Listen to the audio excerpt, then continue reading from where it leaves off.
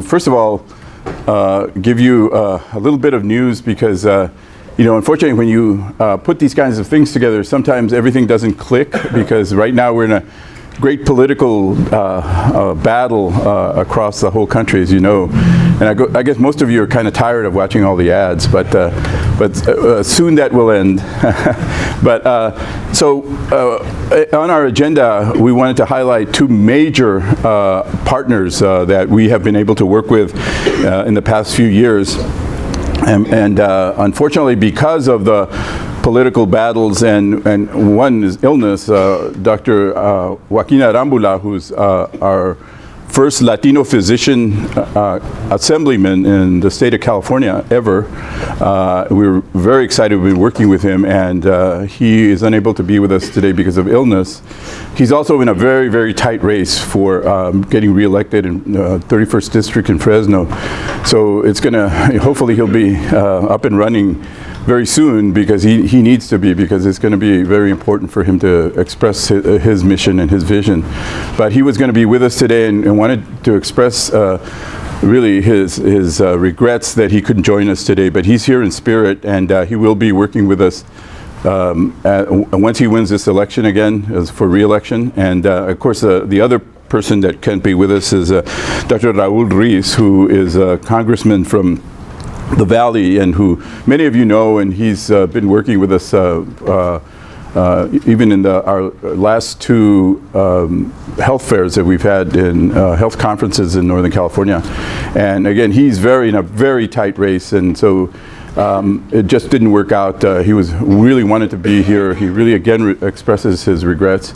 But we still have a jam-packed agenda with a lot of important issues to discuss. And this particular symposium, unlike the conferences that we've had before where we talk really at people, is intended to be an interactive symposium. And we really want to interact with you, and not only us express and our speakers express some of the information and some of the ideas, but we also would like to hear from you as well, because we are going to be publishing the proceedings of this symposium. It's going to be a very important piece of the work that we want to do.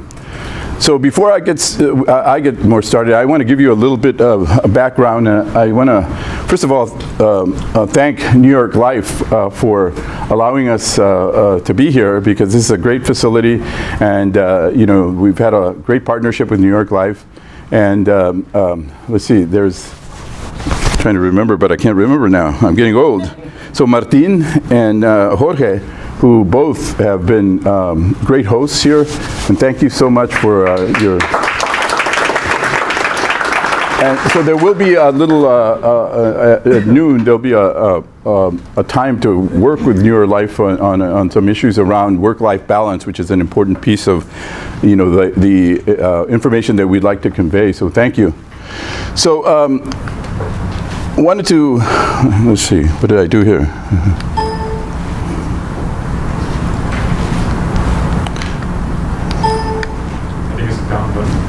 The down button, yeah, okay. So, I won't spend too much time because you all know this. This is, our population is growing dramatically. If one thing that we as Latinos can do, and that's have more Latinos. And in California, in the United States, we've grown dramatically. So our population projections, the slope of this line is spectacular for the United States. And also for California, as you know, we're now almost 40% of the state population. And this is from Dr. David Bautista, from a book I stole a long time ago, who's here with us. But it really shows us that we are different in terms of demographics, and Dr. Bautista has proven this time and time again, is that unlike the total population of the white population of the United States, where there's a large number of baby boomers, and the base of that population is much smaller, we have a very large base population of young people, and although we still contribute a significant amount to the graying population, it's not as big an issue. So in terms of the issues around the economics and around the population and around healthcare, these things have a tremendous difference and variability, so that one of the focuses that we need to understand, and particularly like California mirrors this dramatically, is that we need to focus on the health of these young populations, so that what's going to happen to all our populations if we don't really improve the health and the education and some of the other socioeconomic issues that are critically important for maintaining, a sound and healthy, United States. And so those are key issues that I think, thank you to Dr. Bautista and others who have kind of brought us to understand that we really need to focus some political and some basically moral issues around establishing, improving the care to the populations of Latinos in a way that will affect on a I think overall basis the health of the whole country. So as I mentioned, we now are 40% of the California population. We're very excited. We have become the largest ethnic population in California. And I think that has a lot of potential political power and also needs that we need to understand more, and we need to begin to focus those powers and begin to focus on those needs effectively. And we'll talk a little bit more, of course, about one of the significant issues. And just this is, again, we became the largest ethnic group in California in 2014. And one of the things that we can look forward to is, as we grow, there will be about almost 10 million Latinos in the prime working age between 25 and 64 by 2030, just in a few years. So huge numbers of working people in California, and there will be about 7.2 million in 2030 of younger kids or younger people that will be needed. We need to understand some of those issues and concerns of them, as compared to about 2.2 million that will be 65 years of age or older. And again, even though that's not a population, as big as a larger population of elderly, it's a significant population, and we need to understand what the issues and concerns of how to reach that population and identify some of the things like chronic diseases and be able to address the healthcare system to be able to effectively deal with those chronic conditions. And again, by 2060, Latinos will comprise nearly half of the population of California. And as we know now, nearly half of, or more than half of the children being born in California are Latinos. So one of the key things that we've identified, and you'll hear some more about this, is that unfortunately we still continue to not be represented in a significant number in terms of physicians. Now, the Medical Board of California a few years ago has allowed us to understand the ethnicity of physicians in California. And remember, there's other physicians like the Osteopathic Board and the Podiatry Board.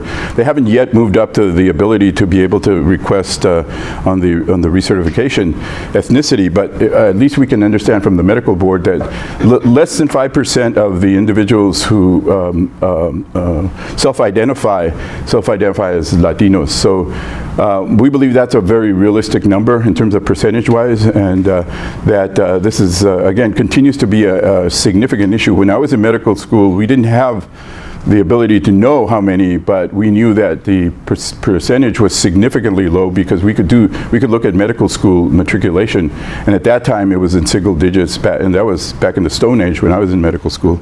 So we haven't moved much in the past 30 years, and this is a key issue for us, and you'll hear some more because of the work that we've done with our survey. So this is a glaring disparity, and we'll, like I say, talk some more about the implications of this and some of the work that we, Latino Physicians of California, want to do, not just by ourselves, but in partnership with some of the other important organizations that understand these issues and who are poised and primed to work on improving the health of Latinos. And this workforce issue has become a major piece of the work that we need to do. This is the data, and again, I won't necessarily bore you because you'll see some more data that as we speak that shows you the very large disparity that we have of population to physicians. So one of the other things that we need to talk about is that not only is there just a paucity, but there also, unfortunately, is a maldistribution, not just of Latino physicians, but of physicians in general. We can talk a little bit more about the maldistribution problem, but it manifests itself in the fact that we have these large communities where people have access problems, and not just the rural communities, but some of the underserved communities within our very large metropolitan communities. And again, the access issue continues to loom large in terms of us addressing the issues of lower numbers, but also how do we address the maldistribution piece. And then again, we continue to have an issue not just within the Latino community, but through the larger community of the problem with primary care physicians. And as we look at the healthcare systems of the future that are built on, getting more primary care physicians into the healthcare system, then it exacerbates our particular problem of having small numbers of Latino physicians and having even smaller numbers of primary care physicians that can help us navigate through the system as our healthcare system becomes more complex. And we need individuals who understand those socioeconomic challenges at that level as well. This is actually from a publication that Dr. Hayes Bautista published a few years ago, and this is actually Ruggles was the primary author in this, that shows in the United States the non-Hispanic whites and Latino physician workforce from 1980 to 2010. And again, able to show that, unfortunately, what I had said before, that the numbers, even when I was a medical student, have actually gotten worse in terms of the average number per 100,000 populations across the United States. So this is really a dire issue. I mean, for us to see this and understand that not only have we not maintained the numbers, we've actually lost what we consider to be an ability to get Latinos into the workforce at that high level to kind of represent and understand the issues of our population.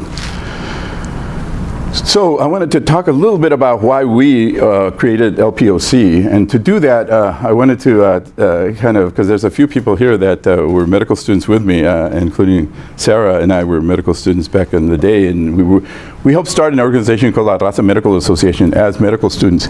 But before that, in the 60s and 70s, there was something called the National Chicano Health Organization, and it was really the first large multi-state group that began to identify, and this is at the time when a lot of us were growing our hair real long and our beards, and we were smoking not only cigarettes, but it was a time when there was a huge movement. We're going to make progress on that. Yeah, that's right. We're just slightly ahead of our time. But we were doing it for medicinal purposes. But the point being is that in the 60s and 70s, the National Chicano Health Organization actually brought forward together and identified that we really need to understand the issues around Latino population. That the focus just wasn't necessarily around farm workers, but there was a big issue at the time, and the problem with because they were kind of the marker for the problems within our healthcare system around Latinos in general. And they did yeoman's work. They created a lot of, I think, interest and particularly within our community, our very own community, to understand what some of the challenges were. And as they began to fade away, because a lot of these organizations get federal funding, and federal funding only lasts you for a few years, we at the tail end created La Raza Medical Association, and I happen to be one of the, I think I was the second president. Dr. Salinas from Monterrey was our first president. He was a medical student at the time. And we actually wrote a proposal while I was a medical student at Stanford, and then got funded to create the infrastructure for La Raza Medical Association, which lasted for 3 years. And through that, was born LMSA, actually, Latino Medical Student Association.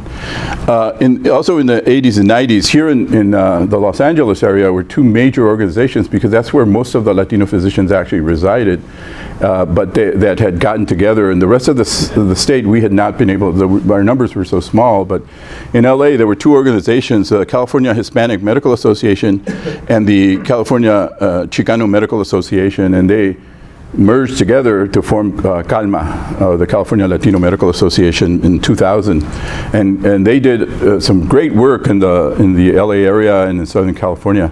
And unfortunately, as time goes on, again, a lot of these organizations rely on federal funding and state funding, and sometimes foundation funding, and the funding only lasts for a short period of time. And so, although there's still some remnants of CALMA, they are no longer actively working across the state, and many of them have merged with us, with Latino Physicians of California. In 2011, a group of us got together, recognizing that we need to continue these discussions, and we need to continue policy discussions at the state level, and formed the now Latino Physicians of California. So we're really new. We're 5 years into the work that we're doing. And we've been able to do several good things in the 5 years, but I think the most important thing is that we've been able to continue those discussions. And you can't see the board. I think it's in your packet, but we've been able to bring in some really outstanding individuals who understand the concerns and have a passion to address the problems, and more importantly, who want to create solutions, because we're of the intent of creating solutions. One of the things I also want to say is that one of the biggest goals of us is that we are not the solution. We're only a small piece, and this is hokey, but I like to think of it. We're only a spoke in the wheel of Latino health progress, because there are other organizations that that create that wheel to help us move forward. And so we want to partner with those organizations and help them understand the issues, and help them maintain the energy and the passion around how do we solve some of these major problems that are confronted with us every single day.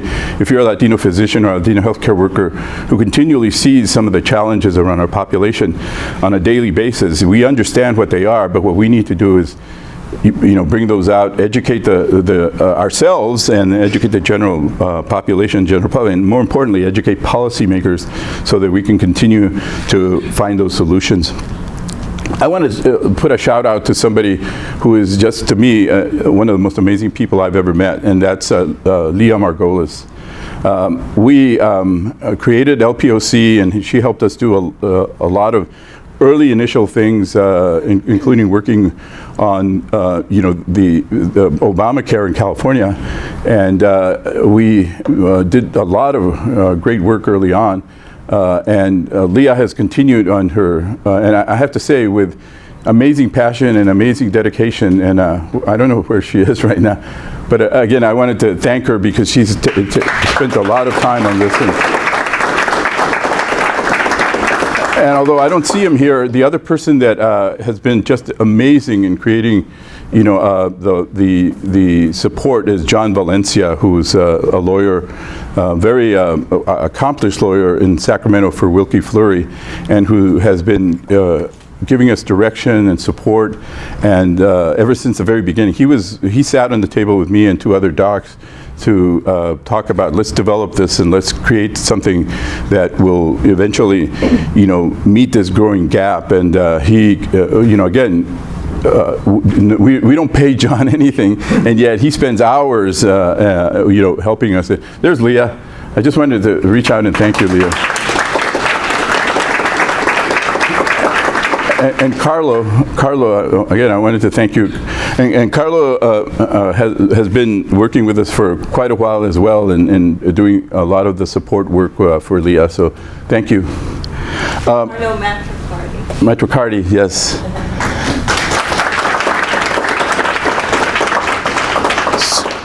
So our vision, very simply, but a huge vision, is that we will see the day where we will eliminate disparities and have optimal health and well-being that's assured to our Latino community. That's what we will eventually see, at least.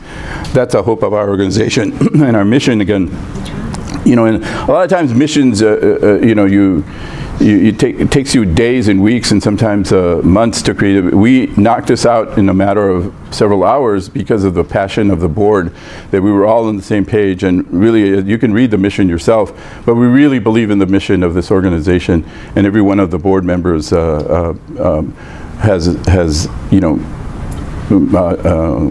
come forward and say that they also believe in the mission, that we need to really understand what we're trying to do and bring that out to the rest of the community so we can get the support. And again, like I say, it's not us alone. It's really us being one of the spokes in the wheel. So we want to establish a network of statewide, a network of physicians, Latino physicians, to begin to communicate and work together, hopefully through media, not just through meetings like this, but through, the social media, the internet, and be able to communicate and yet become a real network. We want to have this organization create leadership and advocacy so that we can reach out to those organizations or those key leaders in the various organizations to understand the issues around Latino health and to understand the potential solutions that we come up with together. And again, one of our great partners has been the California Healthcare Foundation, and Dr. Sandra Hernandez is here representing, and we want to thank you for supporting a lot of the work. Again, we want to partner with universities and state colleges, and one of the big new areas that we want to work with is the students in the state colleges and with the faculty in the state colleges, as well as the junior colleges, because we feel that that's been an area that has not been well supported, well identified, and that's where a lot of our population is, and a lot of our population will be, accessing education and accessing support and leadership and mentorship. And we want to reach out all the way down there through, again, the various organizations. Also not here, although you see some of the organizations we work with, is Kaplan. And again, Kaplan is one new organization that has done a great job coming forward with us to help support the students. And we wanted to thank Don and Kaplan for their support and some of the work that we're doing and will be doing in the future. Again, the key reason we got together is to influence decision-making at all levels of healthcare. And so not just, in the corporate boards where people sit down and try to understand some of those issues, but all the way down to, the local communities as well, and local healthcare systems. So key piece of the work that we're going to do, and there's several large partners that we are focusing on as well.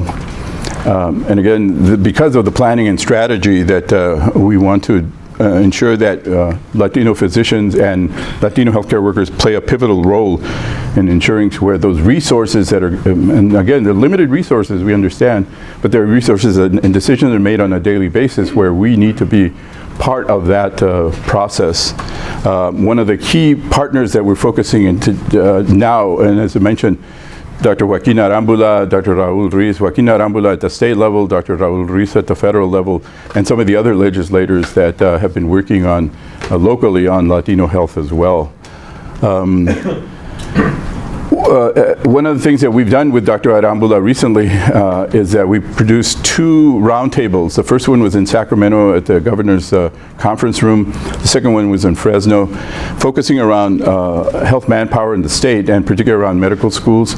And one of his pet projects is a medical school in Fresno, because Fresno is one of the areas, the regional areas that has not only huge needs, just like all the rest of the state, but actually has some very specific needs around the local populations in Fresno, and he wants to work with the state legislator as well as the University of California and others to create another medical school up there. And as you know, there's been a lot of interest in addressing the manpower issue by creating new medical schools, and you're hearing about the new proprietary medical schools that are going up. There's one in Sacramento, there's one down in the valley here, the Imperial Valley, and there are others that are coming up, as well as the new medical school in Kaiser.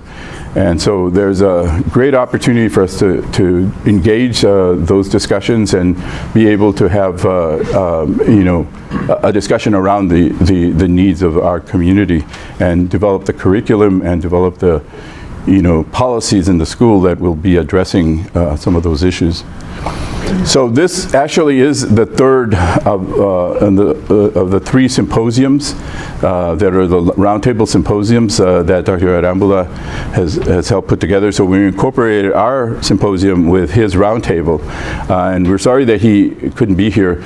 But again, a lot of the work that we're doing with putting this information together and eventually public the proceedings will be helpful to him as he begins to develop his particular agenda with the state legislature.